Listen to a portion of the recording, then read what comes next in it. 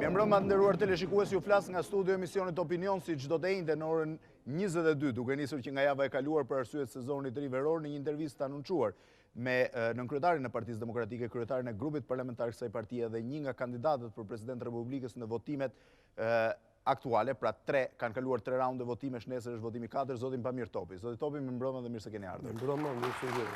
Sikur se thash, nderuar teleshikues, intervista me zotin Topi është një seri prej 4 intervistash me personazhet kryesorë politik që kanë lidhje me zhvillimet për presidentin, duke nisur që nga intervista bashkuar Opinion dhe Opinion Plus me kryeministrin e Shqipërisë dhe kryetarin e Partisë Demokratike zotin Berisha, 2 javë më parë për të vazhduar më pas me intervistën me zotin Nano, një nga kandidatët për president i cili ka dalë jashtë në raundin e 3 të votimit për arsye se kanë mbetur vetëm 2 votuesi, 2 konkurrentët me më shumë vota, zoti Topi dhe zoti z.Ceka, me zotin z.Ceka ditën e hënë dhe tashmë me zotin Topi. Zoti Topi, shpresoj që sot jeni i hapur dhe i drejt për drejt.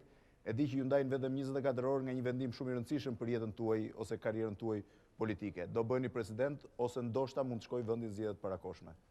Cilin mendoni nga këto 2 opsione është më i mundshmi?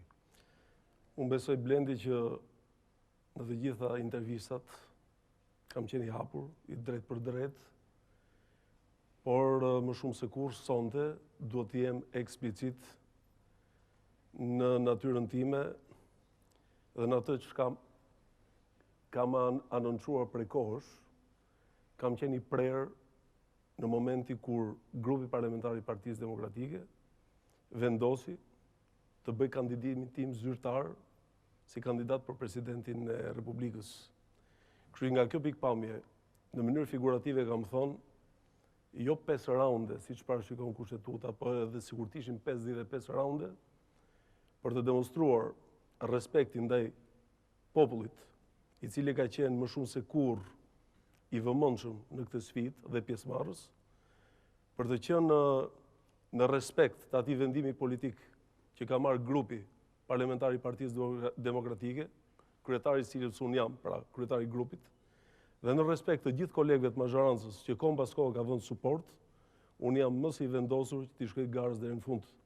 Çka do thot? Po thoni zoti Topi që nuk do të riqeni në asnjë rast deri në ka qenë thjesht një abuzim, do të thoja, i kthyer, sikur se tha zoti Patozi me drejt sot, një sindrom, një psikoz për të ushtruar presion nga gjitha anët, por që praktikisht tingëllon një tentativë e kot, pasi në karakterin tim është pikërisht pjesëmarrje në garë, dhe kur i futem garë si shkoj deri në fund. Kur kam pranuar garën, kam pranuar të gjitha solucionet që sjell një garë. I keni menduar të gjitha pasojat që sjell kjo garë, zoti Topi? Unë besoj që të jesh në garë, duke u referuar dokumentit themeltar të shtetit, kushtetutës, duke u referuar moralit tim dhe moralit politik të cilit unë përfaqësoj, duke u referuar asaj çka unë aspiroj për të kthyer pikërisht atë klimë të mirëpritur, klimën e ekuilibrit në shoqërinë shqiptare, në institucionet shqiptare.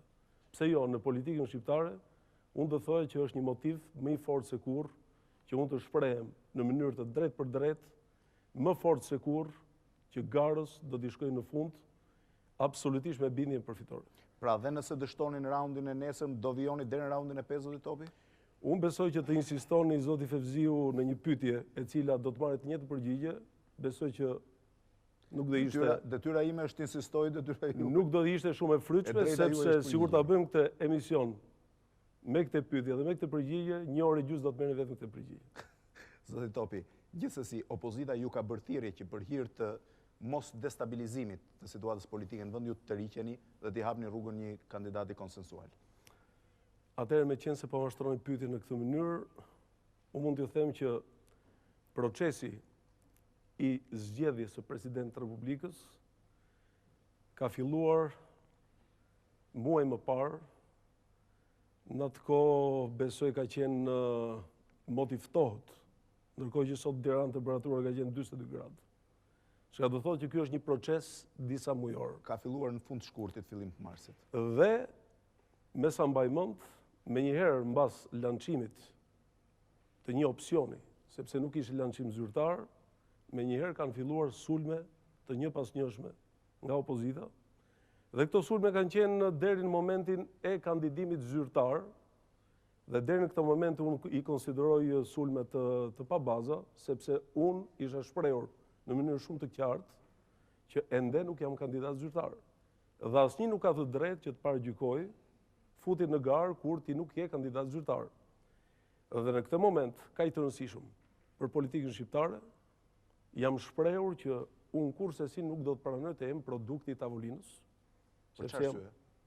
Sepse, deri në atë moment, ishte shpresuar, ishte lançuar dhe ishte sintonizuar i gjithë zëri i mazhorancës, që ne do të kemi një kandidat zyrtar, gjë që nuk u arrit për shkak të një pretendimi për një tavolinë të Rumbullakut, kurse si unë nuk kam frenuar një proces të tillë, në një sens figurativ do thojë kam hapur krahun, kam kaluar në pit stop për të pritur se si do zhvilloheshin ngjarjet, duke uruar. E dini si do zhvilloheshin ngjarjet, zoti Topi? Absolutisht, unë nuk kam paragjykuar një proces të tillë, unë kam shpresuar që Shqipëria do të bëhej me president, pse jo edhe me presidentin konsensual. Jam shprehur publikisht.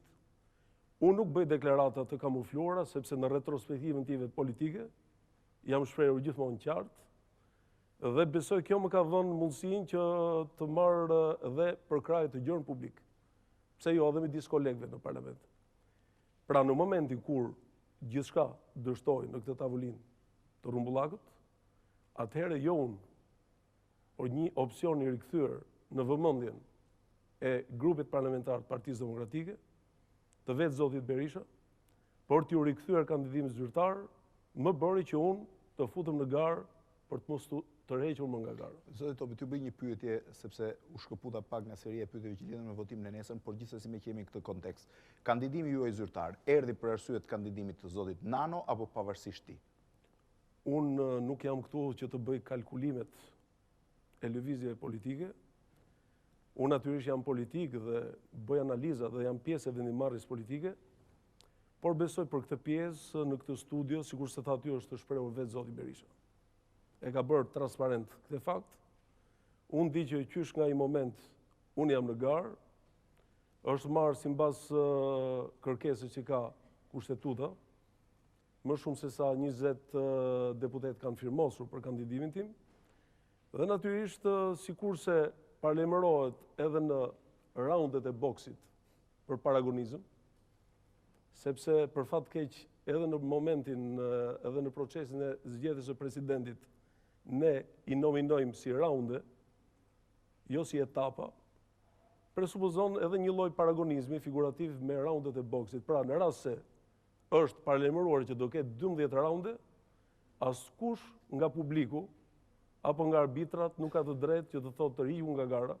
Pra, njeriu është i përgatitur fizikisht dhe psikologjikisht i shkoj garës deri në fund për ta fituar. Megjithatë, kjo është ndeshja e parë në 17 vitet të pluralizmit politik, zoti Topi, që ka 2 boksier në thonjza në fushë. Gjithë votimet e tjera presidenciale kanë qenë me një kandidat vetëm. Pavarësisht nga duke fshirë farsën e vitit në thënë. Pavarësisht nga vështirësitë e momentit, nga pikpamja e evolucionit politik, unë mendoj që në këtë moment jemi në një arritje për politikën shqiptare, e cila në 17 vite natyrisht është reformuar. Nga emra të vetëm, të nderuar, ne kemi shkuar në një garë e cila konsiderohet kushtetuese. Ka pasur 3 emra deri tani të paktën. Unë kam marrë pjesë në 3 zgjedhje presidentësh në parlament dhe mund të them që sot ne jemi në një garë e cila parashikohet në mënyrë rigoroze nga dokumenti themeltar i shtetit, nga kushtetuta. Zoti Topi, do doja t'ju bëja një pyetje, me që jemi në të njëjtën logjikë, unë insistoj në atë pyetje që ju thatë do të marrë të njëjtën përgjigje. Në rast se grupi parlamentar i Partisë Demokratike do t'ju kërkojë të riqeshit, a do të riqeshit ju vetë? Unë, si kryetari i grupit parlamentar, besoj që përfaqësoj në të gjitha linjat e mundshme mendimin politik të atij grupi. Dhe kur flas me këtë vendosmëri, duhet keni parasysh që nuk përfaqësoj thjesht veten time. Përfaqësoj atë mendim dhe atë vendim i cili nuk një tërheqje, vendosmëri e cila nuk është e fokusuar tek opsioni i tërheqjes, por është fokusuar tek opsioni i fitores. Dhe ne i kemi bërë gjithë kalkulimet që fitoria do të jetë me një probabilitet shumë të lartë që është ditën e nesërme. Pra, zoti Topi, ju po thoni që nesër ka më shumë mundësi që ju t'jeni presidenti vendit rreth mesnatës dhe jo të kalojmë një raund 5 ndoshta në zgjedhjet parakoshme? Shiko, në këtë botë gjithçka diskutohet me probabilitet. Pra, nuk mund diskutohet kurrë me absolutizëm, por me një probabilitet shumë të lartë, sikur se thash, gjë që kanë shprehur dhe kolegët e mirë, nesër ne do të arrijmë që të zgjidhim këtë problem i cili për fat keq është ndërlikuar në mënyrë artificiale. Zoti Topi, majoranca kanë në parlament 82 vota. Për të bërë president ju duhen minimalisht 84 vota. Ku do t'i gjeni këto votat munguara? Po informacionet janë që ka deputet të përgjegjshëm, të cilët më shumë se sa orientimi i votës të kandidati që merr pjesë në garë janë të orientuar sakt tek përgjegjësia për këtë moment historik për Shqipërinë, janë të orientuar sakt tek përgjegjshmëria që ka deputeti parë votuesve ti, sepse nuk po emërojnë president, po zgjedhin president. Fakti që presidenti sipas kushtetutës zgjidhet në parlament, ata që nuk vinë në parlament nuk ushtrojnë përgjegjësinë dhe detyrimin kushtetues dhe ato që kanë demonstruar para zgjedhjes së tyre që do të jenë në respekt të kushtetutës edhe për procesin e zgjedhjes presidentit. Por opozita vetë, si blok, ka refuzuar që të jetë në parlament. Pse jeni i bindur që ata pjesëmarrës që mund të hynë pavarësisht vendimit të opozitës do votojnë për ju, zoti Topi? Unë natyrisht ajo që kam shprehur dhe vazhdoj të shpreh këtu, kam qenë më shumë interesuar për procesin. Pastaj çdo kandidat bën kalkulimet e veta, kalkulimet të cilat janë mbi bazën e raporteve njerëzore, mbi bazën e kohezionit dhe të probabiliteteve dhe besoj në këtë linjë, nuk është se jam spontan, jam konsekuent dhe mbi bazën atyre që kam thënë edhe më parë. Ne do të shkojmë në parlament për të shkuar në linjën e probabilitetit më të lartë. Dhe ky probabilitet besoj që do shkojnë këtë linjë që unë shpreh. Zoti Topi, në një probabilitet më të ulët, rrezikojmë të shkojmë në zgjedhjet parakoshme? Unë kam thënë dhe kohë më parë, duke njohur shumë mirë skenën politike, aktorët politik, duke njohur edhe problemet që kanë vetë partitë politike, por edhe një lloj përgjegjësie të lartë para elektoratit shqiptar dhe përpara sfidave që ka Shqipëria, jeni sigurt zoti Fevziu që ai që do të provokonte në mënyrë artificiale kalimin në zgjedhjet parakoshme, sikurse shprehen kohë pas kohe, do të merrte mbi vete një risk shumë të lartë për tu vënë me shpatulla mbas murin në zgjedhjet e ardhshme. Gjithsesi, duke bërë një analizë politike, jo thjesht në funksion të interesave që kemi, unë jam i bindur që Shqipëria nuk do të shkojë në zgjedhjet parakoshme. Gjithsesi, zoti Topi, ju thatë që kush e merr përgjegjësinë për ta çuar Shqipërinë në zgjedhjet parakoshme. A mund të jeni dhe ju përgjegjësi që ta çoni Shqipërinë në zgjedhjet parakoshme? Të paktën opozita është shprehur kështu. Në mënyrë absolute jo. Unë kam pasur një koshiencë të shprehur politike. Nuk më vjen mirë që të rikthej sërish atë çka thash, që në rastin e një diskutimi për një president konsensual, unë e lash terrenin të hapur, në momentin kur u hap garë kushtetuese, unë jam në respekt të dokumentit themeltar të shtetit, tek i cili do të bazohet e gjithë veprimtaria e presidentit arshëm, dhe nga kjo pikpamje i jemi totalisht në linja zyrtare institucionale dhe të përgjegjshme. Cili do i shkëputet kësaj linje, për ato që nuk vinë në parlament me qëllim për ta bojkotuar, janë ato që i largohen këtij dokumenti themeltar, pikërisht tek ata shko kjo lloj përgjegjësie. Zoti Topi, gjithsesi a keni pasur ju ose përfaqësues të majorancës bisedime dhe tratative me partitë e majta ose opozitën përgjithësi për t'i pasur në parlament në votimin e nesër? Unë mund t'ju them që bisedat janë frekuente, janë të hapura, janë transparente. Këtu nuk bëhet fjalë për një proces të kamufluar, bëhet fjalë për një proces transparent, një proces për të cilin shqiptarët janë shumë të interesuar, dhe besoj çka keni dëgjuar janë pikërisht ata dhe unë mendoj që orë mbasore rritet ndjeshmëria dhe stabilizohet koscienca qytetare dhe politike për të rritur numrin e deputetëve që do të marrin pjesë në votim. Duke nisur që nesër? Absolutisht që nesër. Zoti Topi, doja t'ju pyesja në të njëjtën logjik që po ecim. A ka pasur tratativa me Lëvizjen Socialiste për integrim dhe a do jetë ajo nesër pranishme në sallë? Unë nuk mund t'ju them në fakt zyrtar. Sikur se thash që bisedat kanë qenë të hapura, nuk ka munguar as biseda me përfaqësues të Ju jeni takuar dhe vetë me zotin Meta. Cili ka qenë qëndrimi i zotit Meta? Unë jam takuar me të gjithë, ka pasur një lloj prekupacioni që procesi i zgjedhjes së presidentit duhet të realizohet në linjë normale. Sigurisht çdo parti ka opsion të veta politike, po unë do të thoja që procesi i zgjedhjes së presidentit nuk mund të jetë opsion i interesave partijake. Është një opsion i përcaktuar sakt në interes të gjerë publik, në interes të institucioneve, të cilat gjen kohezionin pikërisht në institucionin më përfaqësues të popullit, që është Parlamenti Shqiptar. Nga kjo pikpamje, të gjithë partitë, pavarësisht nëse janë shprehur pro apo kundër, duhet të gjenë edhe në këto orë që po diskutojmë, pikërisht atë forcë për të marrë vendimin që të gjithë të vinë në parlament. Ata janë gati të vinë rase ju të riqen e zotit Topi. Shko, ky është besoj pretendimi dhe opsioni më absurd, sepse kurse si nuk mund t'i thuash një njeriu i cili qoftë në jetën civile, qoftë në jetën politike, qoftë kudo, në çdo lloj kompeticioni, t'i thuash tërhiqu ti se do të fitoj unë. Është njësoj sikur në Ligën e Kampioneve, një ekip të shkojë afër ndeshjes finale, t'i thotë ekipit tjetër dilti se do fitojnë kupën. Është absurditet.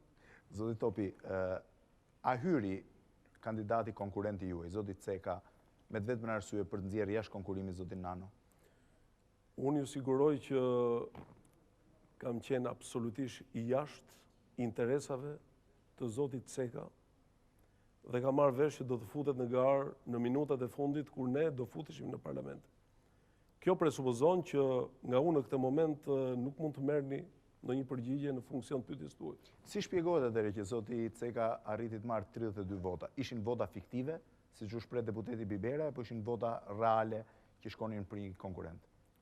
Unë besoj që nuk është fisnike që të bëj një analizë të këtyre shifrave. Kuptohet që ato që kanë propozuar kanë bërë një veprim shumë të moralshëm, sepse firmosën për të shpëtuar procesin, për t'i dhënë procesit më shumë legitimitet dhe për ta çuar procesin deri në fund. Nga kjo pikpamje, ato që firmosën dhe votuan bën aktin më qytetar. Ndryshe do konsiderohesh një akt fals. Ndërsa të tjerë që kanë votuar, natyrisht është një garë e cila në momentin kur zhvillua nuk i ofronte asnjërit kandidat shansin për të marrë 84, çka presupozonte interesin që gara të vazhdojë.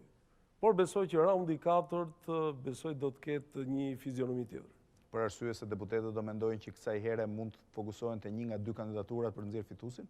Unë besoj që të gjitha interesat e shprehura dhe të pashprehura, sikur se thash, janë jo vetëm në linjën e vendimarrjeve politike, por janë në linjën e probabiliteteve të larta. A ishte Fatos Nano një konkurrent më i vështirë, zoti Topi? Sinqerisht duhet të them që zoti Nano ka një profil politik historik më të kompletuar.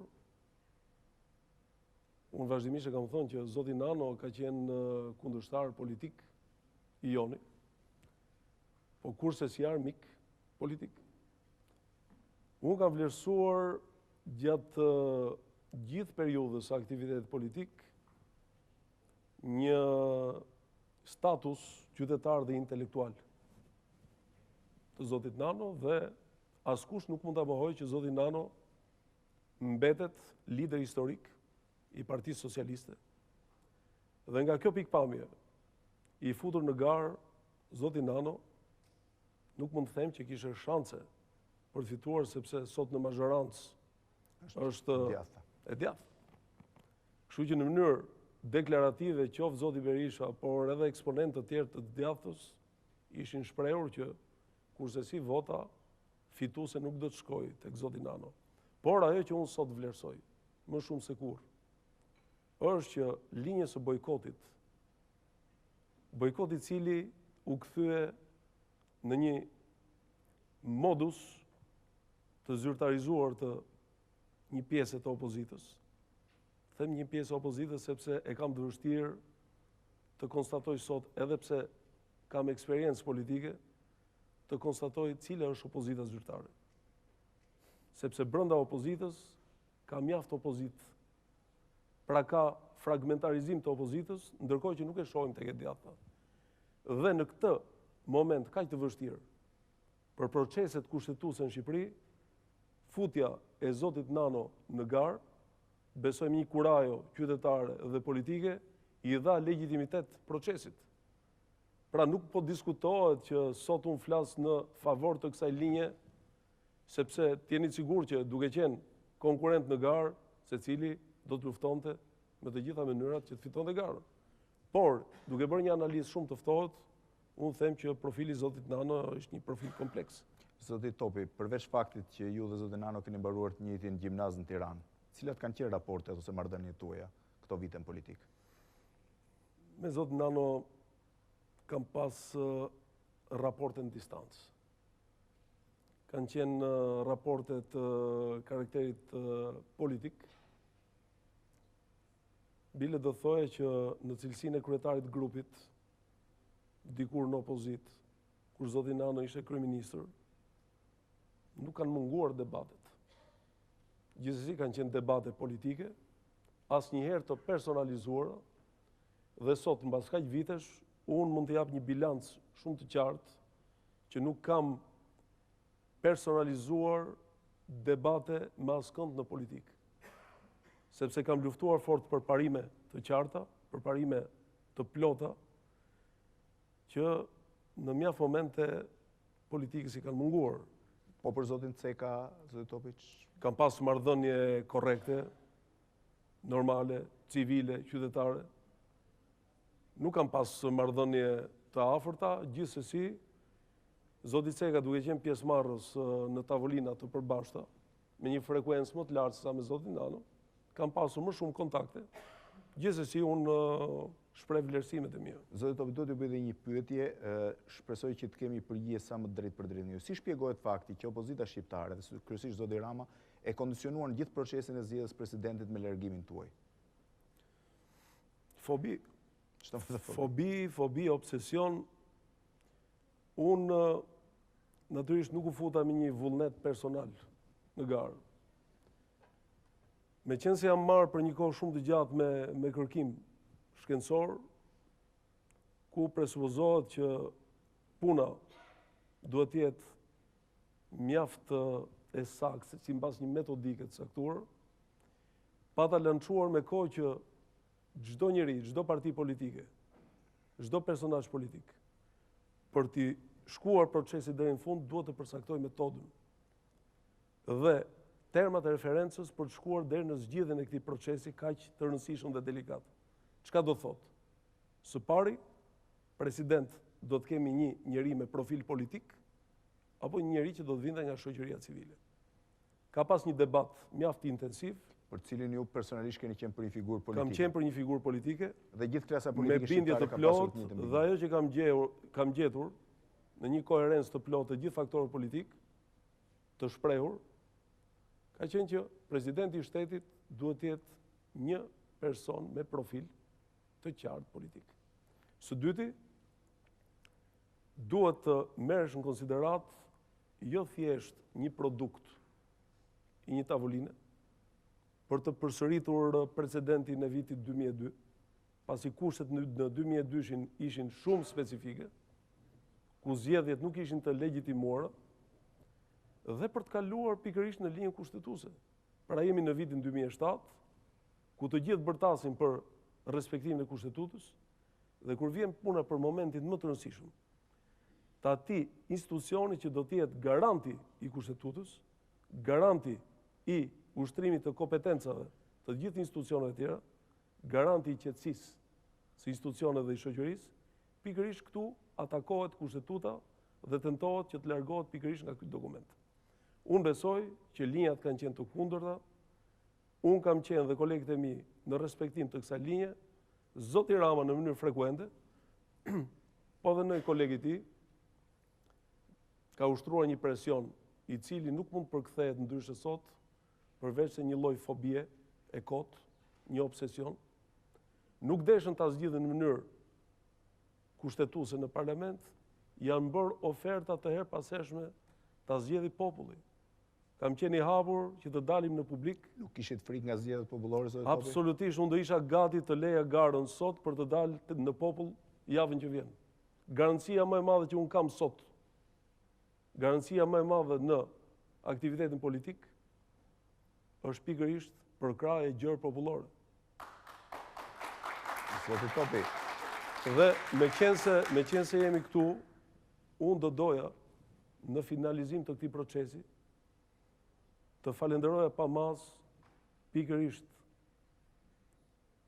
shoqërinë shqiptare, që pavarësisht nga shtresimi dhe nivelet, kanë marrë pjesë në një proces të pa precedent në Shqipëri.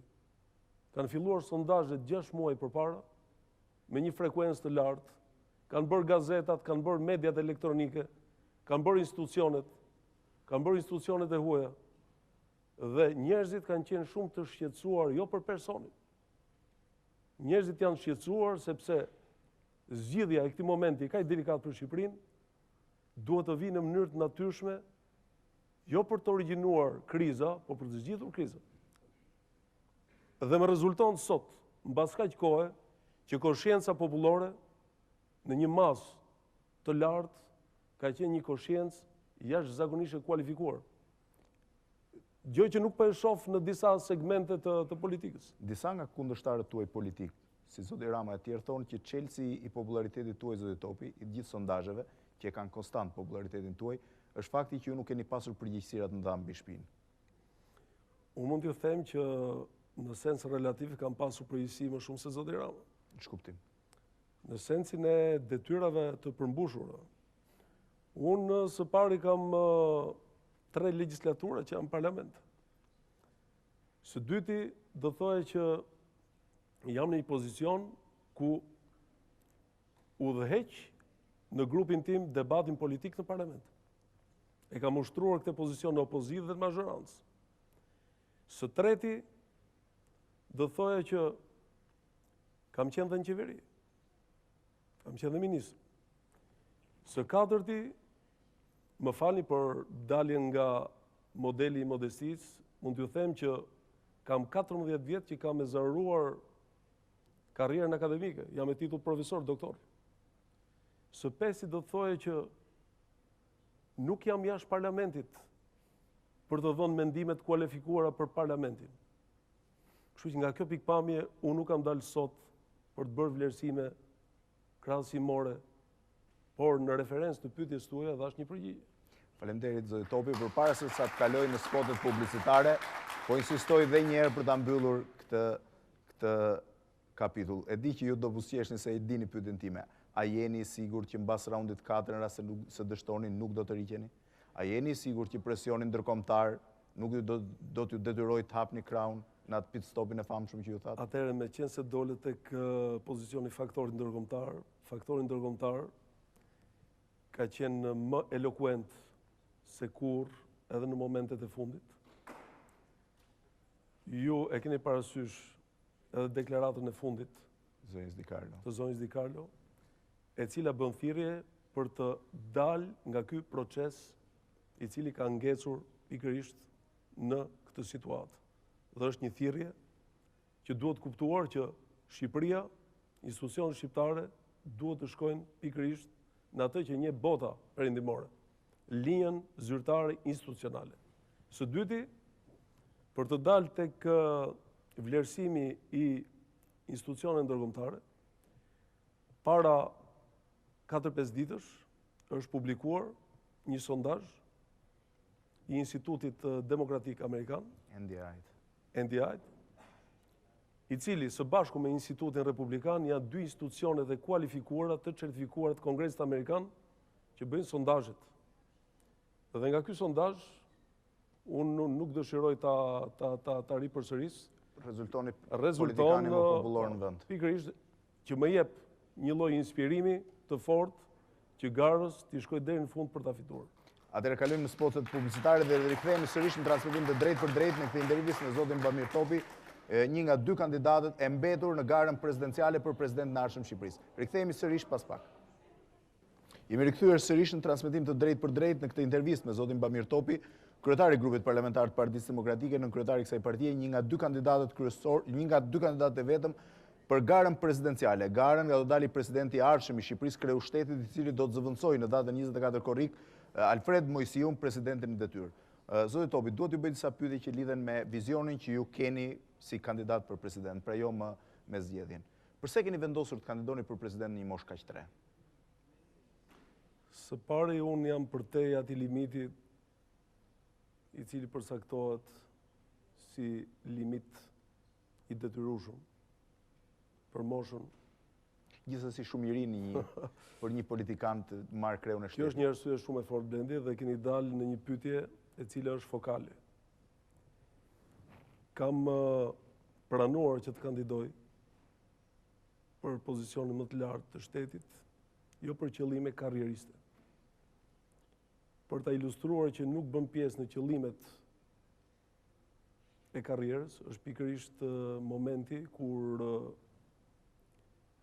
kohën pas kohë, ju e dini, më janë bërë oferta për të qenë dhe ministër, për të qenë dhe zëvendës kryeministër. Dhe pse keni refuzuar, zoti Topi?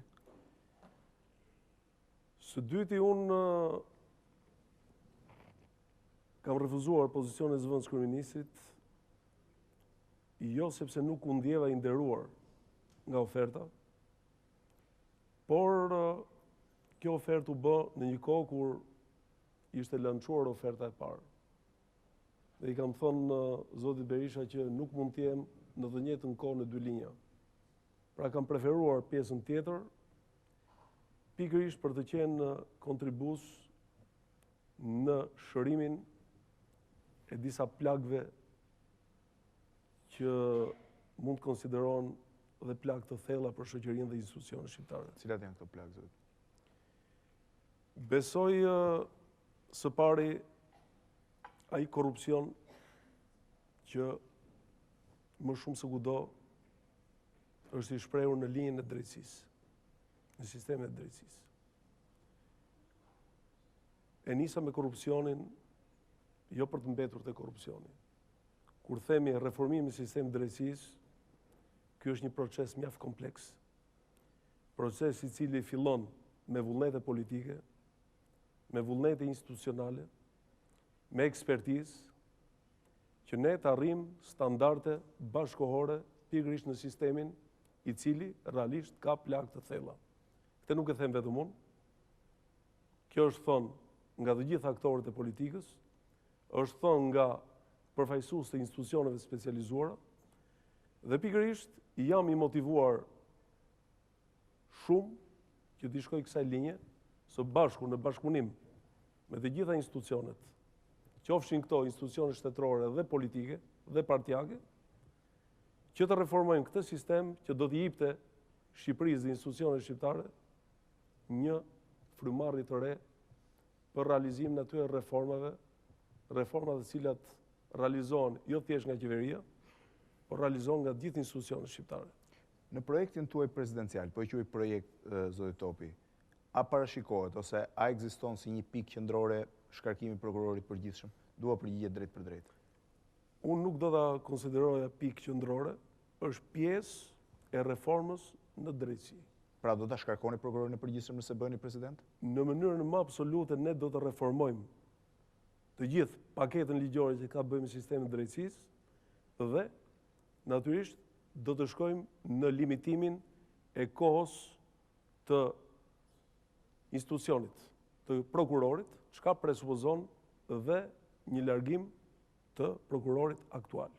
E kam thënë dhe herë tjetër, duhet të jem fare i drejt për drejt, nuk është qëllim në vetvete kalimi në atë institucion për të hequr prokurorin, sepse qëllimet janë shumë më madhore, por largimi i prokurorit do të vijë edhe për shkak të një reformimi të gjithë paketës ligjore që ka të bëjë me sistemin e drejtësisë, ku është i vetmi institucion, ne kemi thënë vazhdimisht, që është i pakufizuar.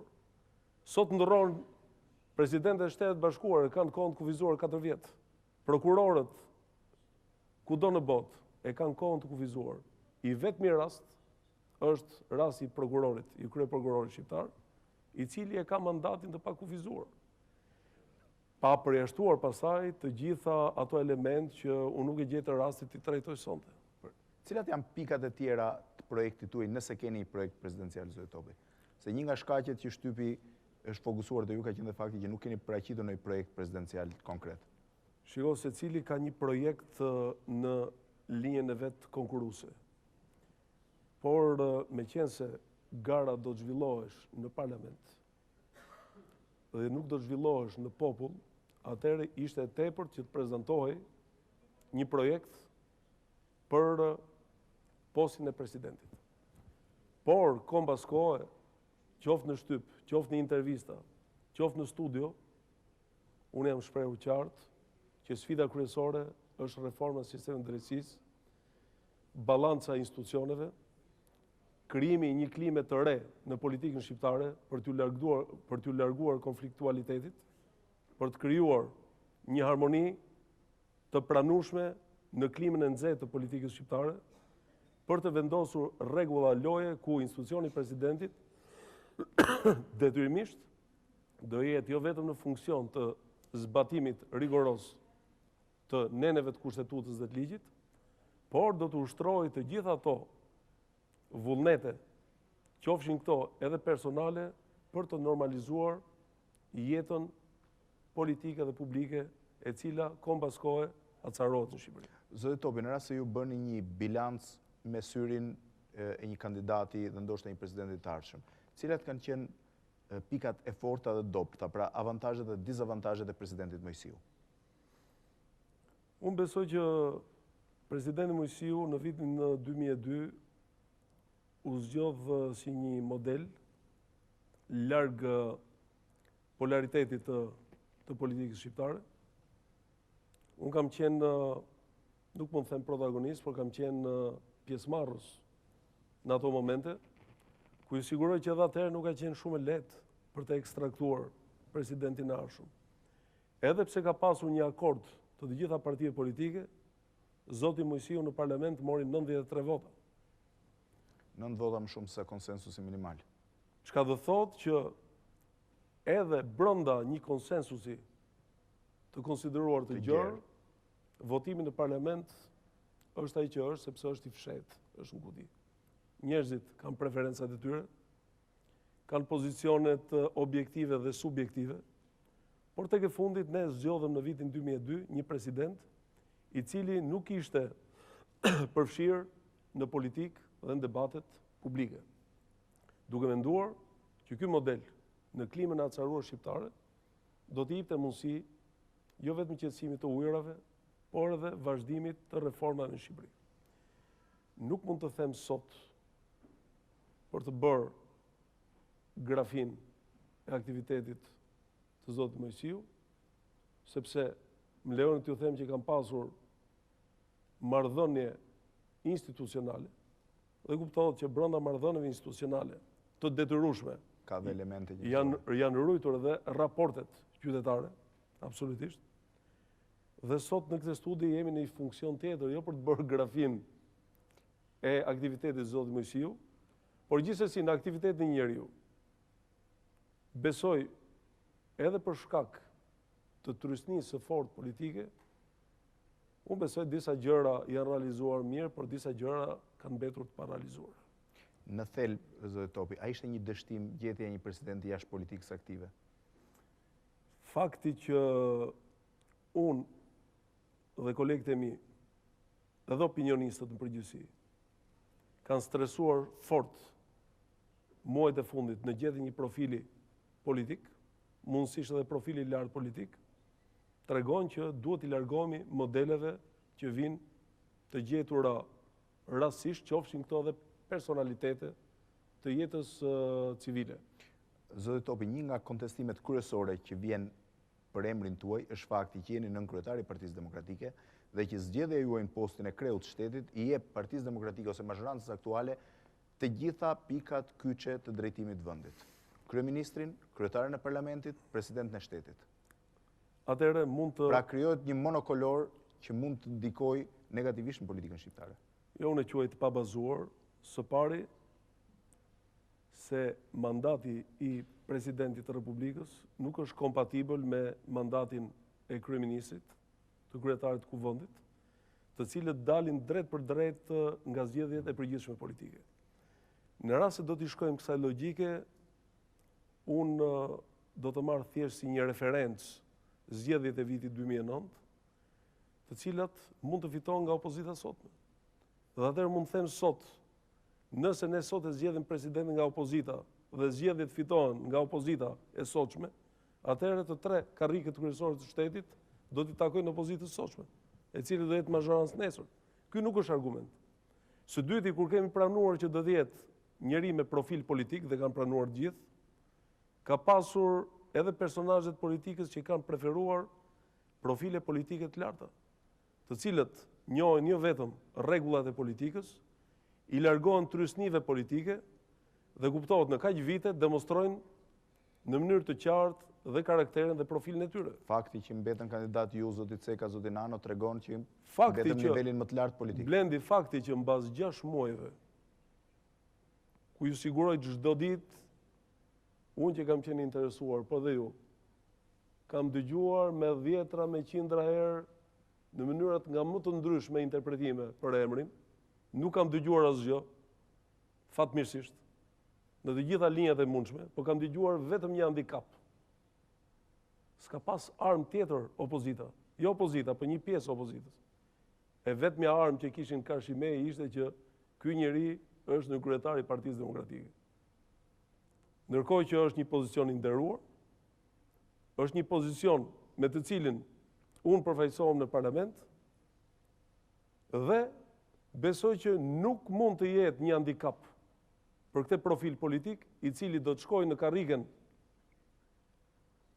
e presidentit nëse zgjidhet, duke demonstruar që do jetë jashtë palëve, do jetë mbi palët dhe në interesa madhore për Shqipërinë dhe për shqiptarët. A jeni sigurt që mund të jeni ju një president i paanshëm, zoti Topi, në rast se zgjidheni? Unë ju A jeni sigurt që do jeni një president, mund të jeni president për gjithë shqiptarët? Unë ju siguroj që përpara se të jem për politikanët, jam për shqiptarët. Ç'do të them kjo? Sepse duhet ju them që pavarësisht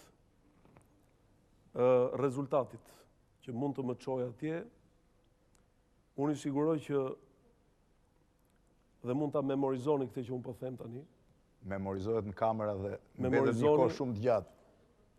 Unë do mundohem të jap një profil të një presidenti popullor dhe jo i futur brenda mureve të presidencës. Ç'do të them president popullor? Do të thotë që ka modele të ndryshme në botë sot. Ka modele ku presidenti është shumë protokollar, shihet shumë pak në publik, ndërsa ajo që jep vlerat vërteta, sidomos në një vend si Shqipëria, është që njeriu do të mbetet ai që është, duke zbatuar të gjitha detyrat kushtetuese brenda zyrës dhe duke qenë po ai që ka qenë në komunikim me publikun, me njerëzit. Kjo është forca, besoj nuk po bëj sot në një deklaratë që ka të bëjë me zgjedhje popullore, po ju siguroj që duke qenë në kontakt me njerëzit, duke qenë në kontakt me ata të cilët kanë qenë shumë të kthjellët në këto 6 muaj, në të gjitha prononcimet e tyre dhe në sondazhe, besoj që është kriteri i zbërtetës dhe i korrektimit të gjitha linjave që kanë të bëjnë me detyrimet e presidentit shtetit. Atëherë zoti Topi, shkëputem edhe një herë për spotet publicitare dhe rikthehemi për pjesën e fundit. Jemi rikthyer sërish në transmetim të drejt për këtë pjesë të fundit të një interviste me zotin Bamir Topi, një nga 2 kandidatët për garën presidenciale, garë e cila pritet të konkludohet nesër ose në rastin më ekstrem ditën e hënë, për arsye se në datën 24 korrik mandati i presidentit në detyrë Alfred Mojsiu mbaron dhe vendi duhet prezantojë presidentin e ri. Zoti Topi, në këtë pjesë të fundit që doja t'ju pyesje disi për atë që mund quhet biografia juaj politike, pra ajo që është jo aq e njohur, jo vetëm ajo publike në parlament, por kam një pyetje përpara se të arrijë në këtë pjesë që lidhet me një nga karakteristikat bazë të presidentit të Republikës. Dihet që presidenti i Republikës është në një farmase prezantuesi ose përfaqësuesi i Shqipërisë në arenën ndërkombëtare. Dhe në momentet kur në Ballkan vendimet decizive për Kosovën dhe për zhvillimet tjera do kenë mjaft peshë dhe kur presidenti do jetë pjesëtar në shumë samite, ju duhet keni një njohje shumë të mirë të politikës ndërkombëtare. Një njohje që me sa duket, siç nënvizojnë dhe drejtuesit e opozitës, ju mungon për momentin. Unë besoj që Shqipëria nuk ecën vetëm një institucion. Shqipëria ecën një institucione të specializuara, ku natyrisht institucioni i presidentit të shtetit duhet jetë i involvuar qartë në prezantimin e imazhit Shqipërisë dhe pikërisht në sfidat themelore që ka Shqipëria sot. Unë duke qenë prej vitesh në politikë, sigurisht që ka marrë mjaft informacion, qoftë për politikën e brendshme, për politikën e jashtme, dhe thuash sot që mungojnë njohuritë për politikën e jashtme, ndërkohë që në të njëjtën kohë, po këto personazhe që i lançojnë këto thënie, janë gati të zgjedhin president nga rruga, të cilët nuk i ka shkuar kurrë në mend të merren me politikë, besoj që nuk kanë asnjë lloj bazamenti logjik. Duke qenë për një kohë gjatë politik, duke njohur nga afër eksperiencën edhe të vendeve perëndimore, kontakti me të cilë nuk ka munguar për më shumë se 20 vjet, qoftë në linjë profesionale, qoftë në linjë politike, unë jam më se koshient që imazhi i Shqipërisë prezantohet nga institucionet e saj ku një rol të rëndësishëm ka presidenti i shtetit. Dy sfidat themelore që ka Shqipëria janë tashmë të konsoliduara tek çdo politikan, tek çdo qytetar, është sfida për antarësimin në NATO, që ne shpresojmë që të marrim një ftesë së shpejti, dhe është sfida e integrimit në komunitetin evropian, në familjen europiane. Ku ne kemi fituar sfidën politike, por ka një sfidë tjetër që ka të bëjë me rritjen e kualitetit të standardeve, të harmonizimit të standardeve, qoftë në legjislacion, qoftë në standardet e administratës. Dhe mos provokimin e zgjedhjeve të parakohshme. Dhe natyrisht jemi në një linjë kushtetuese dhe do thoje që jemi pikërisht në atë linjë që kërkon Europa. Ju e dini për paralelizëm që në shtetet e konsoliduar me demokraci të konsoliduar nuk kanë 5 raunde për zgjedhjen e presidentit. Ju e dini eksperiencën italiane. Kanë më shumë se kaq. Ne duhet jemi duruar të respektojmë, nëse janë fiksuar 5 raunde në kushtetut, duhet jemi duruar të konsumojmë 5 raunde. Një sfidë tjetër, edhe me rrezikun për shkuar në zgjedhjet e parakohshme? Po përderisa parashikohet që mbas raundit të 5, në rast se nuk ka produkt, mund të shkohet dhe në zgjedhjet e parakohshme, që askush nuk i don, që edhe unë që jam këtu në këtë karrige, kam qenë, i jam dhe do të jem kundër zgjedhjeve të parakohshme, me bindjen. Keni frikë prej tyre, zoti Topi? Po mos më detyroni të dalë edhe një nga modestia për të thënë që ajo që s'kam dhe s'do kem kurrë do jetë ballafaqimi elektoral. Apo jo? Jam në zonë elektorale rreth shtëpisë time, aty ku kam lind, dhe vazhdoj të jetoj. Dhe ju përsëris jam në komunikim të përditshëm me njerëzit. Sfidat për presidentin e Shqipërisë janë shumë komplekse në politikën e jashtme. Sidomos kur stabiliteti në Shqipëri i shërben më shumë se kur arritjes së statusit të pavarësisë Kosovës.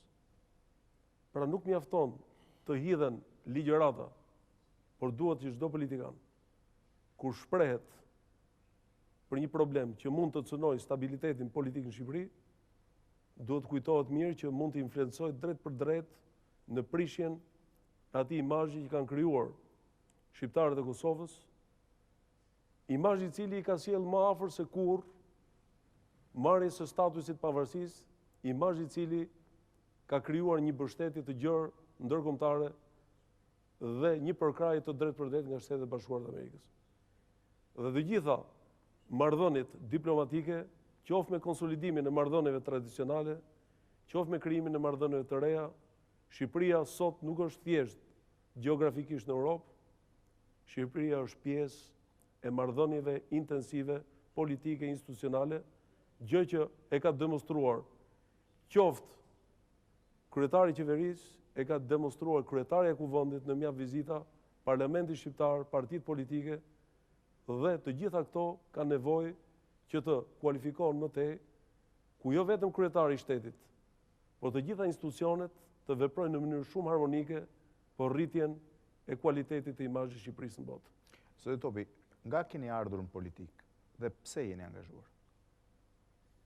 Në politikë më mend që jam futur shumë herët. Fundi i vitit 90, fillimi i vitit 91, një ditë zoti Berisha e kujtoi në takimin me grupin, takimin e parë që kemi pasur në zyrën e tij, por unë nuk preferova të jem pjesë e politikës zyrtare, por preferova të vazhdoj karrierën profesionale, duke drejtuar institutin e kërkimeve veterinare për 4 vjet, kam qenë drejtor i këtij instituti, deri në momentin që e zaurova karrierën akademike. Dhe në vitin 1996 jam futur në politikën aktive si deputet i kuvendit dhe si ministër i qeverisë me Meksit 2. Qysh nga i moment, unë kam qenë pjesë e politikës aktive, politikë e cila ka qenë gjithmonë në rritje dhe besoj që jemi sot në një moment i cili mund të konsiderohet moment shumë i rëndësishëm i karrierës time. Cila është origjina juaj familjare, zoti Topi? Unë rrjedh nga 2 familje të vjetra autoktone të Tiranës, nga familja Topi dhe familja Karapici. Janë familje që kanë themeluar së bashku me disa familje të tjera qytetin e Tiranës. Origjina hershme, shumë e vjetër, është diku këtu në Kodra dhe Kino Studios. Natyrisht kemi në Tiranë më shumë se sa 300 vjet. Dhe besoj që kam marrë disa karakteristika të këtij vendi i cili ka qenë shumë paqësor në të gjitha kohrat dhe këtë lloj karakteri e demonstron dhe sot. Kur Tirana është bërë një metropol i madh dhe besoj që këto karakteristika do t'i ruajnë brez pas brezi. Pavarësisht që Tirana bëhet një qytet kozmopolit. Përse vazhdimisht emri ju është nënvizuar si një politikan tipik i djathtë? Për çfarë arsye? Po sepse familjet tona pikërisht kanë pasur një preardhje me filozofi dhe mentalitet të djathtë. Kanë qenë familje tradicionale, kanë një familje që kanë zotëruar prona të mëdha. Kanë qenë familje që kanë pasur dhe periudha dhe persekutimit tyre. Dhe unë ndjem krenar për këto familje që më kanë bërë që të vi në këtë stat, sepse njeriu nuk vje në këtë stat thjesht nëpërmjet një karriere politike, por duhet të ketë background dhe një suport të fortë, familjar dhe qytetar. Dhe unë ja dedikoj shumë pikërisht kësaj trashëgimie. Zoti Topi, atëherë nuk po zgjatem më për arsye se jemi prej një ore në transmetim të drejtë për drejtë. E di që ka qenë një ditë e ngarkuar për ju dhe besoj që do të jetë po kaq e ngarkuar dhe nesër. Mbetem vetëm t'ju falenderoj që ishit sot në studio në emisionit Opinion dhe t'ju uroj fat në votimin e ardhshëm. Nderuar teleshikues, keni ndjekur këtë intervistë me zotin Bamir Topi, kryetari i Grupit Parlamentar të Partisë Demokratike, nënkryetari kësaj partie, një nga 2 kandidatët në konkurim për postin e presidentit të Republikës. Do rishihemi sërish të njëjtën e ardhshme në orën 22. Natën e mirë dhe mirupafshim.